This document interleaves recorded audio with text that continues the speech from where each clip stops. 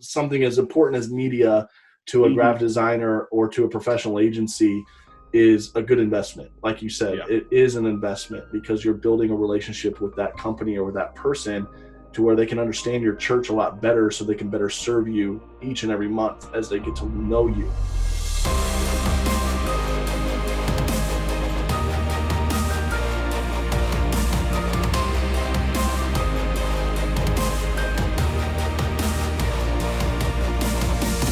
Well, Stephen, thanks for being on this episode of Church Media HQ with us as we continue to talk about this thought, the myths of media. So thanks for joining us.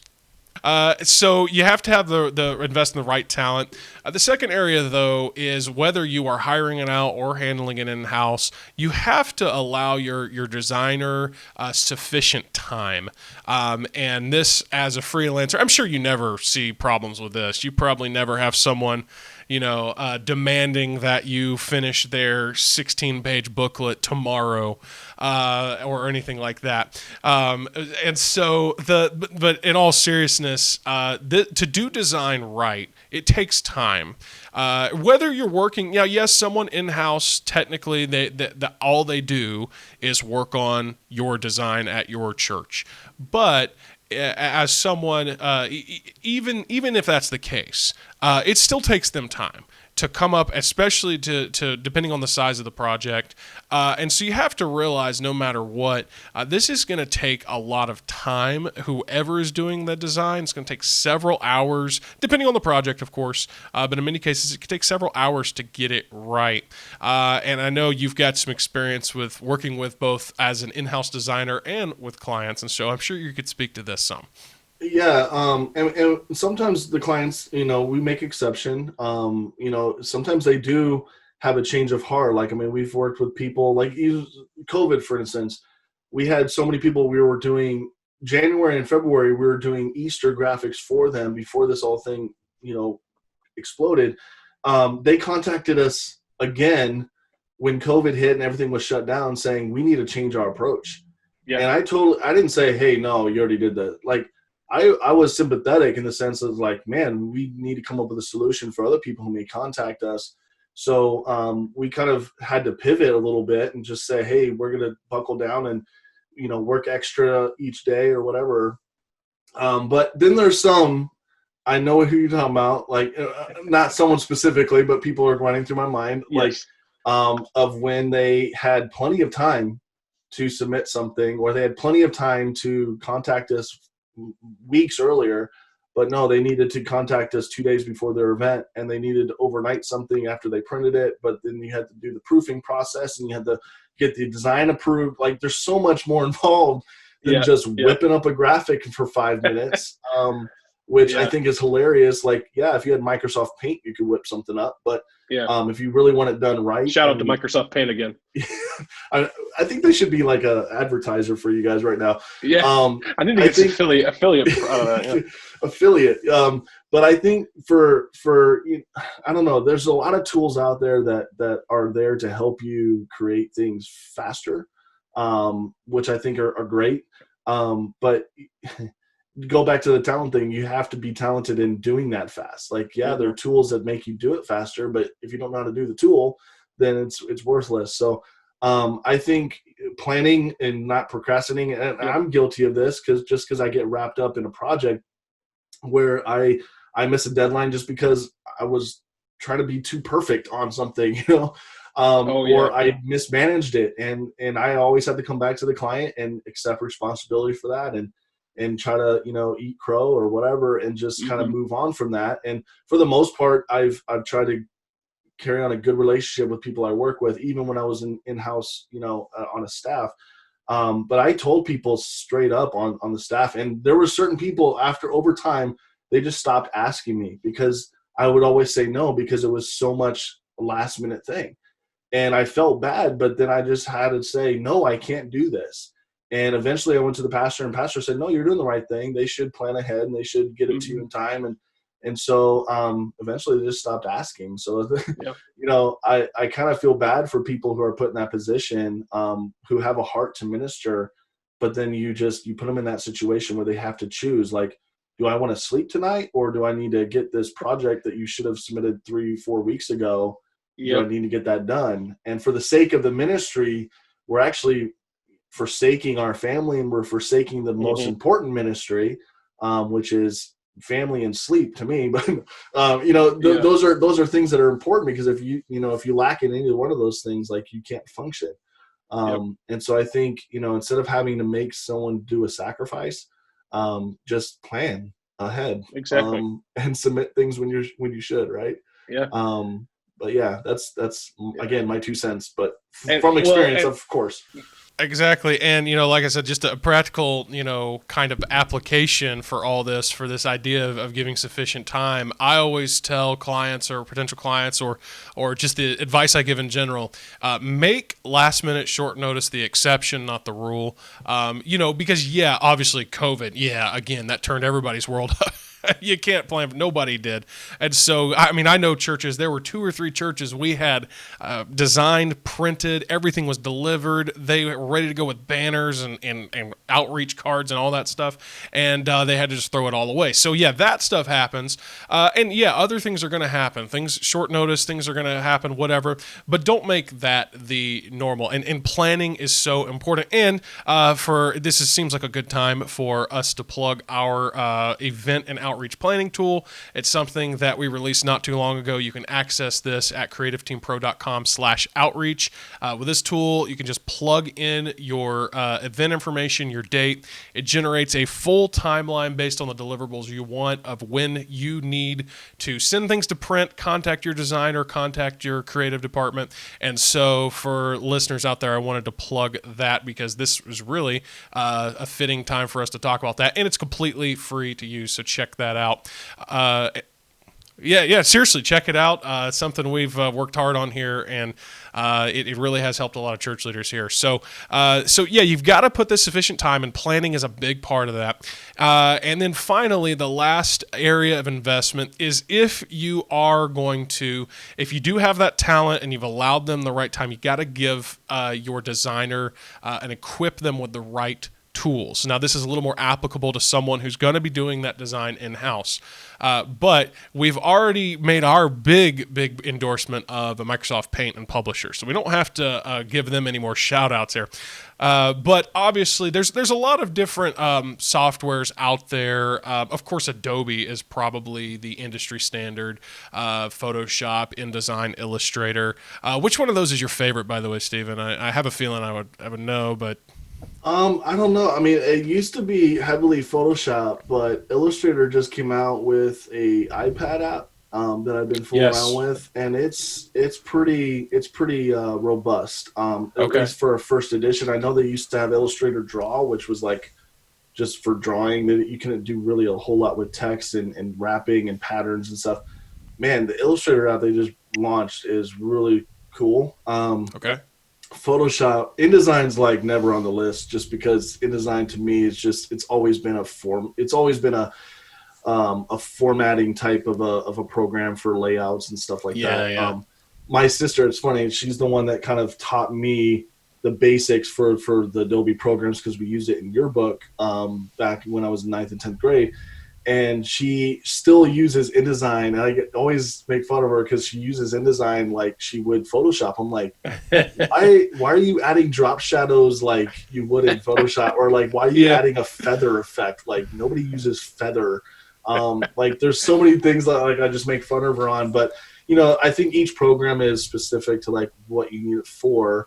And I would have to say, like, if it used to be the time when like Adobe, you had the CDs that you purchased. It was like several $100s to get something like that and to install it. And then every year you had to upgrade.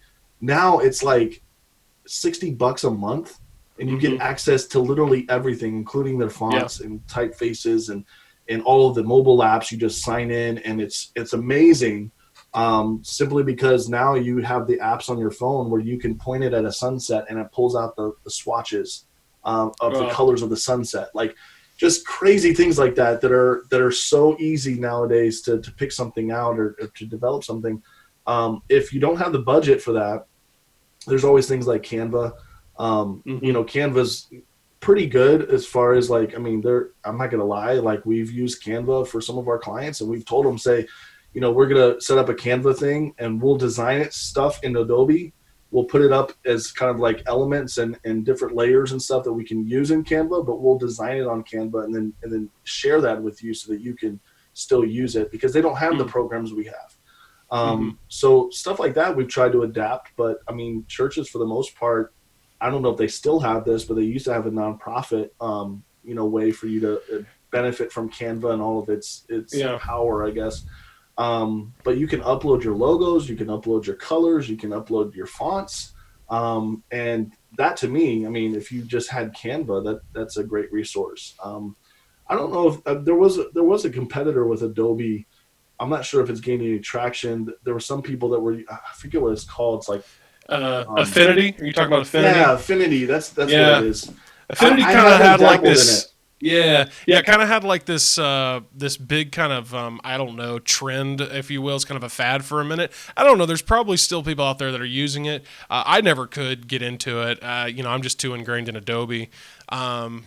To me, Adobe, like you said, is a standard. Just like with Macs, I know that we always make fun of Dells and whatever. You know, I don't even know what PCs are popular anymore. But I know Microsoft Surface or one of their desktop computers that just came out with a few years back, but it's a huge like flat screen thing that kind of rotates up and it has a knob and like I actually looked into and I was kind of like, you know, drooling over that for like a split second and I was like, oh, that's dumb, you know.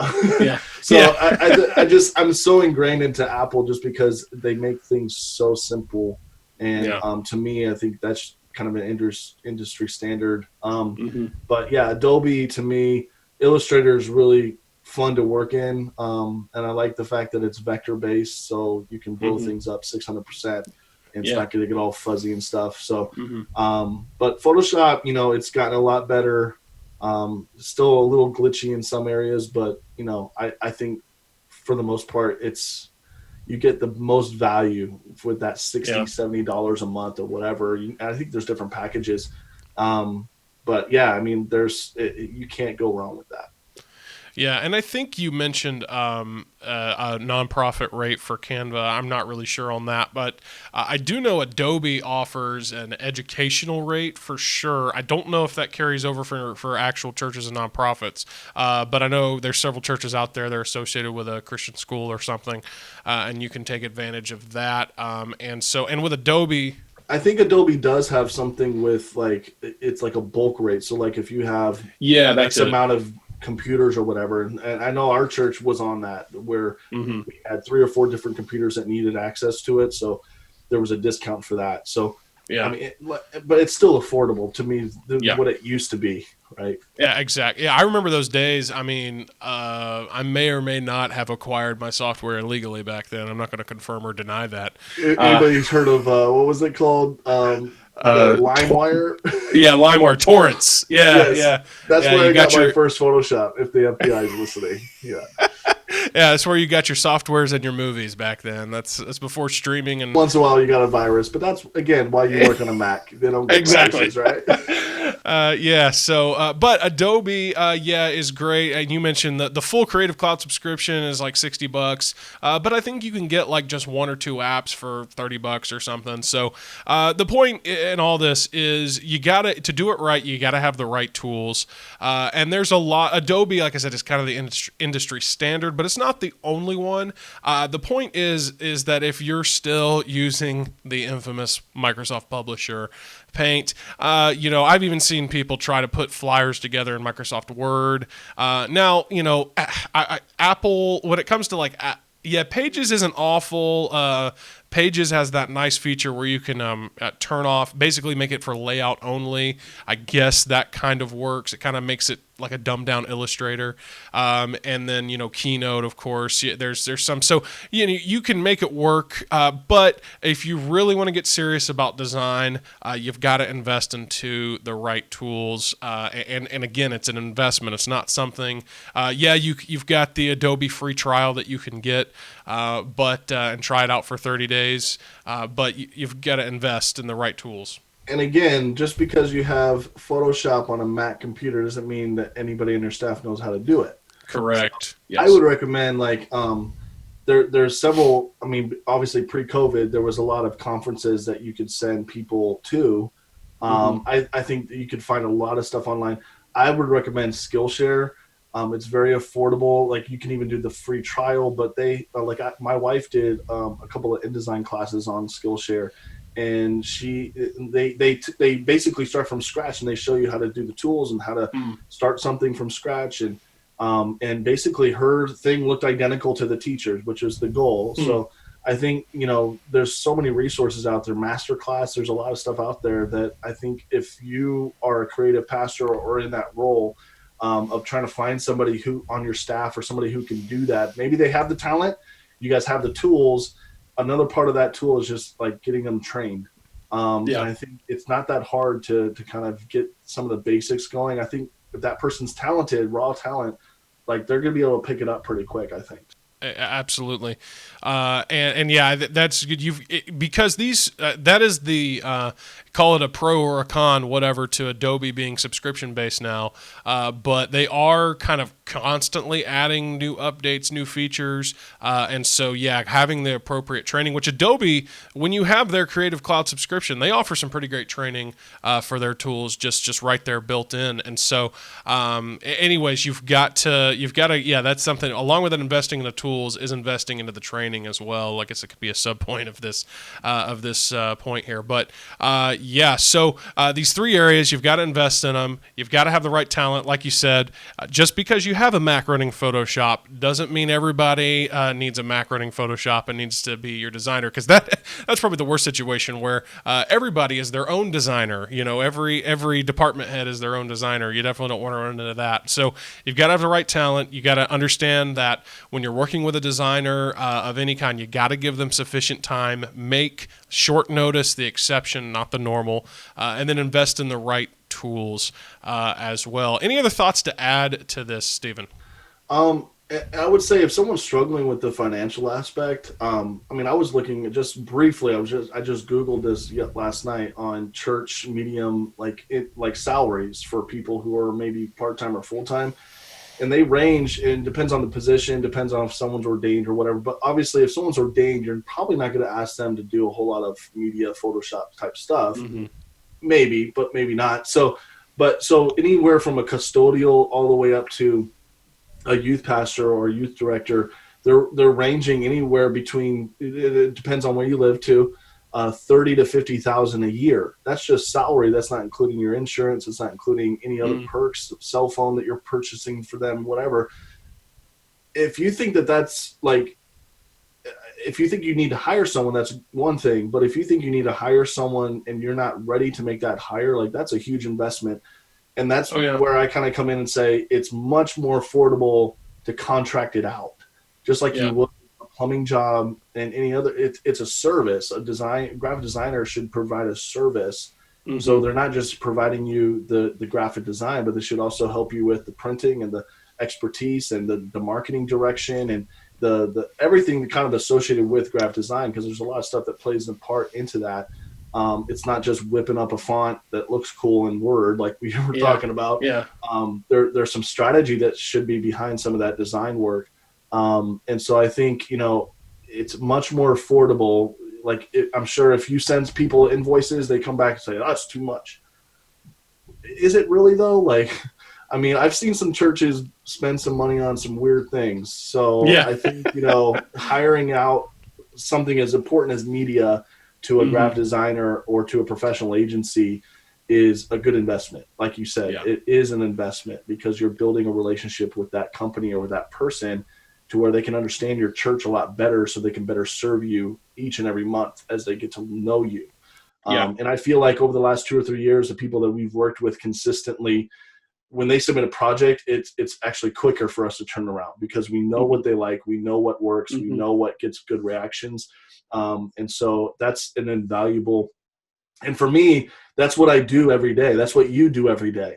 Whereas I'm not teaching 3 times a week. I'm not trying to go to a hospital visit. I'm not doing all these other things. And then media, I'm doing it at midnight when I should be sleeping or spending time with my spouse or my kids, like I'm actually doing work. I think that that's a disservice to people that are on the staff. That's just my opinion. It didn't happen to me necessarily all the time, but I do remember during the busy seasons, it was just because I just didn't have enough hours in the day to finish it.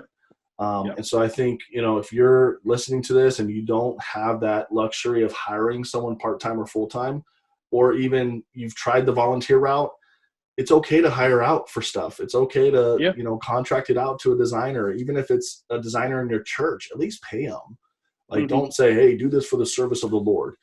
Yeah, but compensate the guy or girl, exactly, or whoever, like make it worth the while. Take them out for an In-N-Out burger. I've been saying In-N-Out burger a lot because I miss it, but yeah, we don't have that in Ohio. But anyway, no, we don't nowhere over here on the East Coast. That's and we're deprived people out here. Yes. So hopefully that was helpful. No, that is, and I wanted to say that, and I try to, again, another soapbox that I get on. I've even made the argument in the past that even if you feel like maybe you're financially healthy and you feel like you need to hire a designer or maybe a creative guy in general, and you feel like you've got a sufficient budget to do that, I would challenge you, stop and think about it before you do, because first of all, finding people that are qualified to do design and they're going to actually give you good, produce good content and good results that are willing to work full time for a church. That's a hard find. First of all, and then secondly, like you said, I love how you said this. Guys like you, especially, you're sitting around all day designing. I mean, that's literally what you do all day, every day. You're not distracted by other tasks and I remember, when I was full time on a church staff, I remember that was the biggest thing. I mean, technically I was the media director, but hey, there were side things that you had to do, and you never even realize, the meetings you have to go to and the little projects that you have to do that are completely not relevant to your job description. It just happens. And, I remember my first few months of working for myself, it was like, oh, wow, I don't have to do that anymore. And so too, Luke, like I had a guy literally call me and said, I've been working on this graphic for 2 weeks. Mm-hmm. And I was like, what's it for? He's like, it's just sermon slides. And I'm like, 2 weeks? Like, do you know? And so he sent it over to me. He hired me, and I said, I got it done in 2 hours. Yeah. Like, so that's the value. Like, your staff members are spread so thin to where it's taking them longer to do something. And to me, that's not a good use of time at all. Yeah. Well, and not to mention with the talent factor, something that will take you 2 hours to do could very well take someone 2 days or more to do, because they may understand how to open Photoshop and do a couple things, but they aren't as proficient at it. And so they're tweaking things back and forth when it's like, just pick one. Exactly. Yeah.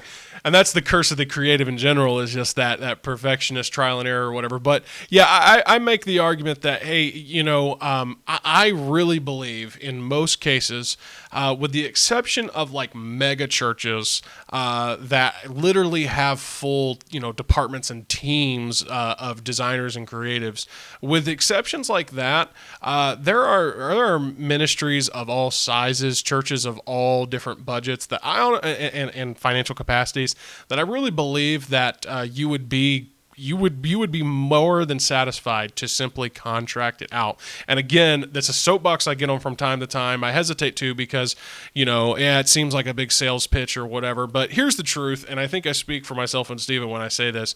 We are going to get, Stephen's website or a way for you to connect with him in our show notes here.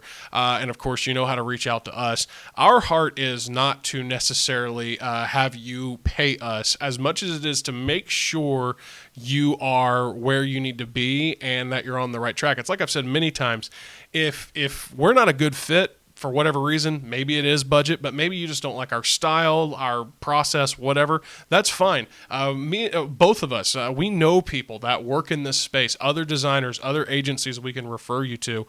But I would encourage you, just get connected with someone. And if nothing else, just talk through some of your ideas. Like Stephen said, it's more than just design. It's a lot of it is talking about marketing and the messaging in general and all that. So I think a lot of times comes to just a quick addition to that is that, we may not be able to take on like you said, every person. And I'm not doing this interview and to get more business. God's blessed us with that. Like, I don't, need to really I would rather you hire Must Increase or hire another like agency that has freelancers, at their beck and call. But like, to kind of go inside with you, like, I have at least 3 or 4 different freelancers that have called us over the last couple of years that could use the work, or, and their rate may be lower than ours, and that's completely fine.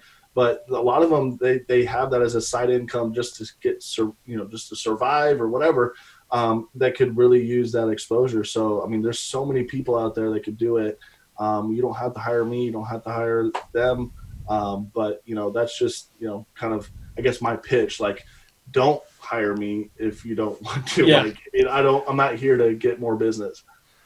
Yeah. If it makes you feel better, hire anybody but us, but hire someone to help you out.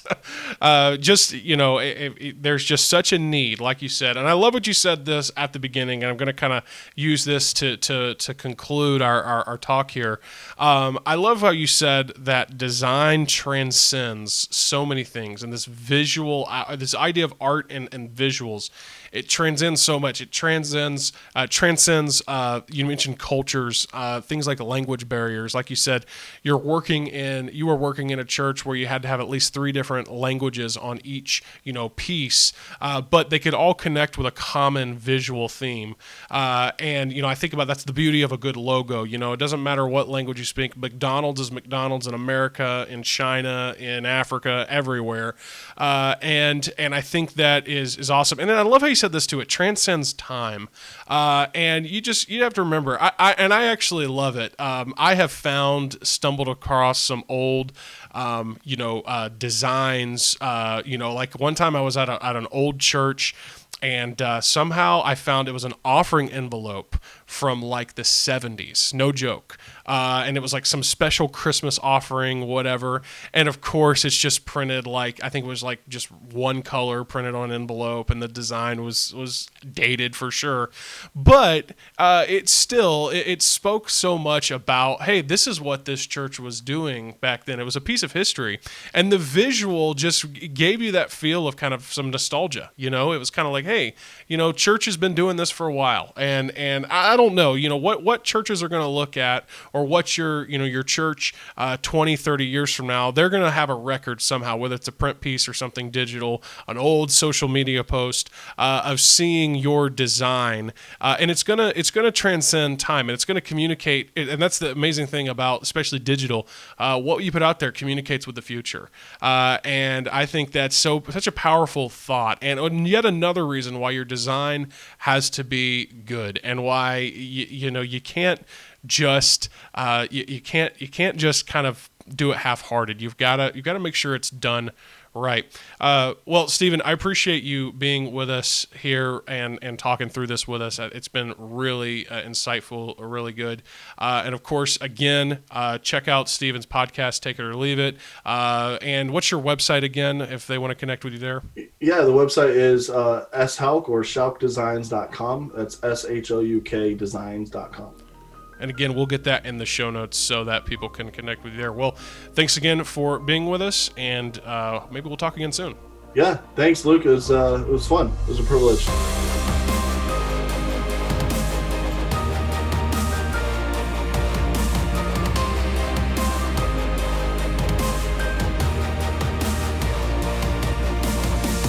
Thanks again for joining us. We're always glad to have you with us for every episode. It means a lot. And for those of you out there that are listening on podcast, you can subscribe wherever you're listening to podcasts. We're available Apple Podcasts, Spotify, just about everywhere that does podcasts. We're there. If you're watching on YouTube, click the subscribe link below. Like us on Facebook, and we want to hear from you. So be sure to leave a comment if you're able to. Leave us a comment. Send us an email. Let us know what you think, if you've got ideas. And of course, be sure to share this with other church leaders out there. It means a lot to us when you spread the word. If this content was valuable to you, you can be valuable to us by sharing it with other people. Now, lastly, I want to remind you of this, as I always do. Seriously, just try something new. because it is so much better to fail at trying to do something great than to succeed at just doing the average. We'll see you next time right here on Church Media HQ.